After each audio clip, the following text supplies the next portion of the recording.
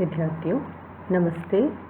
विगत अंक में हमने कृदंत प्रकरण के अंतर्गत मनः सूत्र की व्याख्या समझी थी। आज पुनः हम इस सूत्र को समझते हुए आगे जो सूत्र है उनकी व्याख्या देखेंगे और रूप सिद्धि करेंगे। मनः सूत्र कहता है सुबंत के उपपद होने पर मन धातु से ऋणी प्रत्यय हो। सुबंत के उपपद होने पर यानी सुप प्रत्यय जिनके अंत में है, ऐसे सुबंत के उपपद होने पर मन धातु से ऋणी प्रत्यय हो। मनः सूत्र ये कहता है। अग्रिम सूत्र आता है आत्म माने खश्च। यदि मन धातु का कर्ता उसका कर्म भी हो, मन धातु का कर्ता उसका कर्म भी हो, तो सुबंत के उपपद रहते मन धातु से परे खश प्रत्यय हो और ऋणी प्रत्यय भी हो। दोनों सूत्रों में अंतर समझने का प्रयास कीजिए। मनः सूत्र कहता है कि सुबंत के उपपद होने पर मन धातु से ऋणी प्रत्यय होता है। आत्म माने खश्च सूत्र कहता है कि यदि मन धातु का कर्ता उसका कर्म भी हो, तो सुबंत के उपपद रहने पर ऐसी मन धातु से जिसका कर्ता उसका कर्म भी है, ऐसी मन धातु से सुबंत के उपपद रहने पर खश प्रत्यय भी हो और ऋणी भी हो। मनः सूत्र साधारण रूप से ही सुबंत के उपपद रहने पर मन धातु से ऋणी प्रत्यय करता है। आत्म माने खश्च सूत्र जो है वह कहता है कि मन धातु का कर्ता यदि उसका कर्म भी है, तो ऐसी मन धातु से सुबंत के उपपद रहने पर ऋणी प्रत्यय तो है होगा ही और खश प्रत्यय भी हो। अग्रिम सूत्र हमारा है खित्यन्वयस्य। खित परे होने पर या खित प्रत्यय जिसके अंत में है, ऐसे उत्तर पद के परे रहने पर, खित प्रत्यय जिसके अंत में है ऐसे उत्तर पद के परे रहने पर पूर्व पद के स्थान पर ह्रस्व आदेश हो जाता है, परंतु यह आदेश अव्यय के स्थान पर नहीं होगा। खित प्रत्यय अंत में है जिसके, ऐसे उत्तर पद के परे रहने पर पूर्व पद के स्थान पर ह्रस्व आदेश हो जाएगा, परंतु यह आदेश अव्यय के स्थान पर नहीं होगा। क्या कह रहा है सूत्र के खित प्रत्यय अंत में है जिसके, ऐसे उत्तर पद के परे रहने पर पूर्व पद के स्थान पर ह्रस्व आदेश हो जाता है, परंतु यह आदेश अव्यय के स्थान पर नहीं होगा। जहां हम इससे संबंधित रूप की सिद्धि करेंगे वहां हम इस सूत्र को स्पष्ट करेंगे दोबारा से, किंतु अभी केवल हमको ये समझना है खित प्रत्यय जिसके अंत में है ऐसे उत्तर पद के परे रहने पर पूर्व पद के स्थान पर ह्रस्व आदेश हो जाता है। फिर हमारा सूत्र है दृश्य क्वनिप। दृश्य क्वनिप क्या कहता है सूत्र? कर्म के उपपद होने पर भूतकालिक क्रिया में वर्तमान दृश्य धातु से क्वनिप प्रत्यय होता है। कर्म के उपपद होने पर, यहाँ क्या कह रहा है? कर्म के उपपद होने पर भूतकालिक क्रिया में वर्तमान, भूतकालिक क्रिया में वर्तमान जो दृश्य धातु है, ऐसी दृश्य धातु से क्वनिप प्रत्यय होता है। अग्रिम सूत्र है हमारा राजनी युधि क्रिय। राजनी युधि क्रिय। राजन कर्म के उपपद रहने पर राजनी राजन कर्म के उपपद होने पर युद्ध और क्रिय धातु से राजन कर्म के राजनी युधि क्रयः राजनी युधि क्रयः राजन कर्म के उपपद रहने पर युद्ध और क्रिय धातुओं से भूतकाल में क्वनिप प्रत्यय होता है। तो कह रहा है कि राजन यदि कर्म उपपद हो तो युद्ध और क्रिय धातु है उससे क्वनिप प्रत्यय होता है। आप अपने कृदंत प्रकरण से संबंधित पुस्तक उठाइए, इन सूत्रों को उसमें देखिए और इन सूत्रों के अर्थ को जैसा मैंने आपको स्पष्ट किया है उसके अनुसार समझने का प्रयास कीजिए। इसके लिए आवश्यक है कि आप कृदंत प्रकरण से संबंधित पुस्तक उठाएं और उन सूत्रों को जो मैं समझा रही हूँ इन सूत्रों को उसमें देखने का प्रयास करें और फिर जैसा मैंने आपको समझाया है उस रूप में उन्हें समझने की चेष्टा करें। अग्रिम सूत्र है सहेच।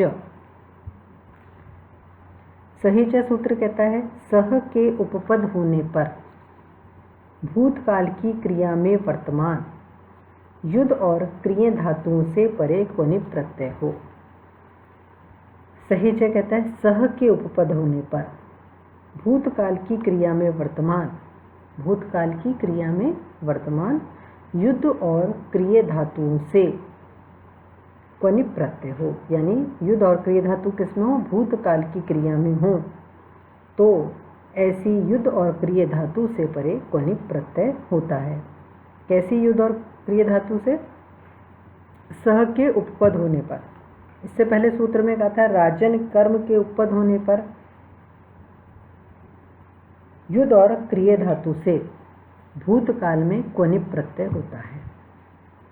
सहेच सूत्र कहता है सह के उपपद होने पर भूतकाल की क्रिया में वर्तमान जो युद्ध और क्रिय धातु हैं उनसे परे क्वनिप प्रत्यय होता है।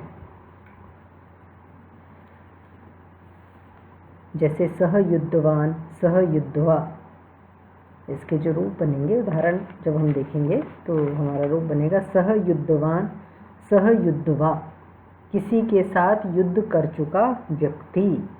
सह युद्धवान, सह युद्धवा, किसी के साथ युद्ध कर चुका व्यक्ति। अब सह युद्धवान, यहाँ पर सह के उपपद होने पर जो भूतकाल की क्रिया में विद्यमान या युद्ध धातु है युद्धवान, ये भूतकाल की क्रिया में वर्तमान युद्ध धातु है, इसलिए यहाँ से इससे क्वनिप प्रत्यय होकर जो रूप बनेगा हमारा युद्धवान। अग्रिम सूत्र है सप्तम्याम जनेर ड। सप्तम्याम जनेर ड।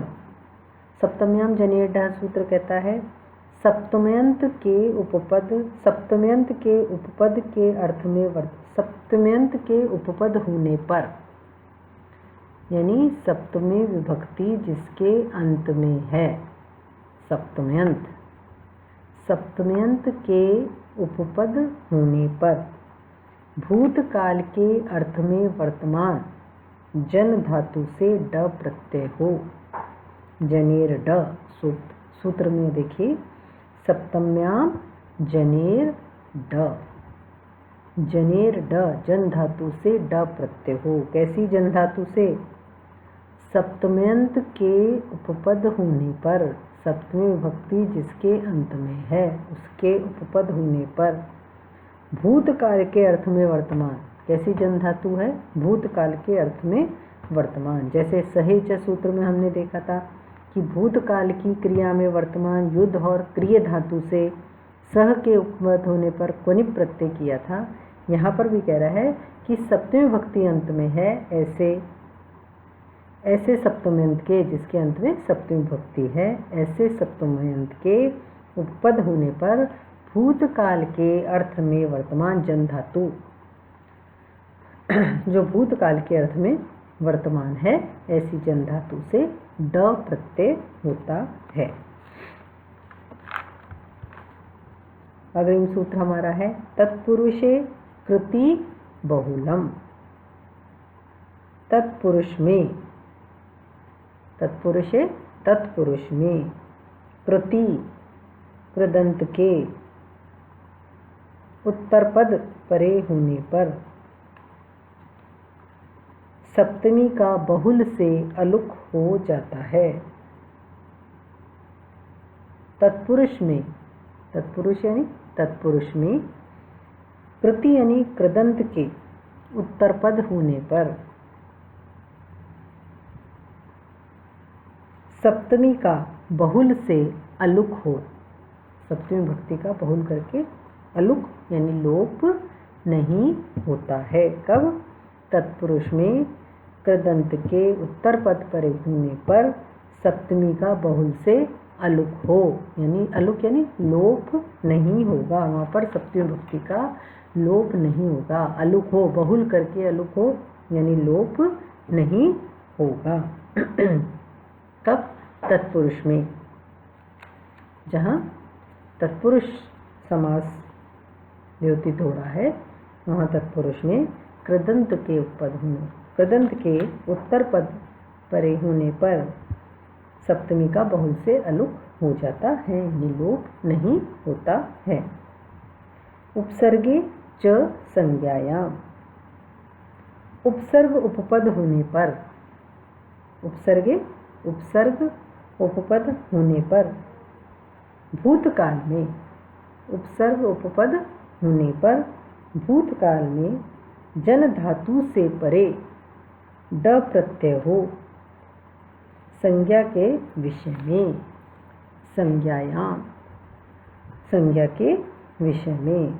उपसर्गे च संज्ञायाम, उपसर्ग उपपद होने पर, उपसर्ग यानी उपसर्ग उपपद होने पर भूतकाल में जन धातु से परे ड प्रत्यय हो संज्ञा के विषय में। तो सप्तम्याम जने ड भी जन धातु से परे ड प्रत्यय करता है, किंतु वो कब करता है? सप्तम्यंत के उपपद होने पर भूतकाल में विद्यमान यदि जन धातु है, भूतकाल के अर्थ में विद्यमान यदि जन धातु है तो उससे परे ड प्रत्यय करता है सप्तम्याम जनेर ड। उपसर्गे च संज्ञायाम कहता है उपसर्ग के उपपद होने पर, वहाँ सप्तम्याम जनेर ड में कहता है सप्तम्यंत के उपपद होने पर, यहाँ उपसर्गे यानी उपसर्ग के उपपद होने पर भूतकाल में जन धातु से परे। यहाँ पर समानता यही है कि यहाँ पर भी भूतकाल में जन धातु की ही बात की जा रही है। भूतकाल में जन धातु से परे ड प्रत्यय हो संज्ञा के विषय में, संज्ञा का विषय हो तब यह कार्य हो। तो इस प्रकार से हमने इन सूत्रों की व्याख्या देखी है।